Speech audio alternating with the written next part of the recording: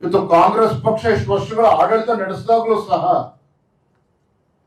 ಅವ್ರು ಯಾವತ್ತೂ ಕೂಡ ಸ್ಕೀಮ್ ಬಗ್ಗೆ ಯೋಚನೆ ಮಾಡಲಿಲ್ಲ, ಸ್ಕ್ಯಾಮ್ಗಳೇ ಅವತ್ತು ಮಾಡ್ಕೊಂಡು ಬಂದಿರ್ತಕ್ಕಂಥದ್ದು.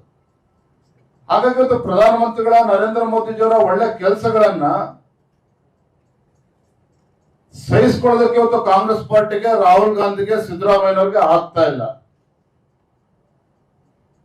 UPA ಸರ್ಕಾರದಲ್ಲಿ 2G ಸ್ಕ್ಯಾಮ್, 4 ಸ್ಕ್ಯಾಮ್ ಇವತ್ತು ಅದನ್ನು ಪುನರುಚ್ಚಾರ ಮಾಡೋದಕ್ಕೆ ಹೋಗೋದಿಲ್ಲ. ಆದರೆ ದೇಶದ ಜನ, ರಾಜ್ಯದ ಜನ ಕಾಂಗ್ರೆಸ್ ಪಕ್ಷದ ಆಡಳಿತವನ್ನ ಇನ್ನೂ ಕೂಡ ಮರ್ತಿಲ್ಲ. ಇವತ್ತು ನರೇಂದ್ರ ಮೋದಿಜಿಯವರು ಏನು 100 ದಿನಗಳ ವರ್ಕಿಂಗ್ ಡೇಸ್ ಏನಿದೆ 125 ದಿನಗಳು ಮಾಡಿರುವಂತದ್ದು,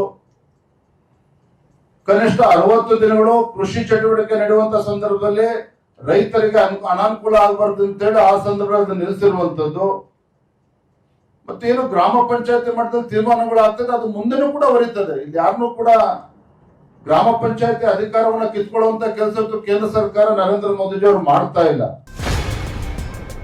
ನೋ ಉತ್ಪ್ರೇಕ್ಷೆ, ನೋ ಊಹಾಪೋಹ. ತಾಜಾ ಸುದ್ದಿ, ನಿಖರ ಮಾಹಿತಿಗೆ ಬ್ರೌಸ್ ಮಾಡಿ ವಿಜಯವಾಣಿ.net. QR ಕೋಡ್ ಸ್ಕ್ಯಾನ್ ಮಾಡಿ ಆಪ್ ಡೌನ್ಲೋಡ್ ಮಾಡಿಕೊಳ್ಳಿ.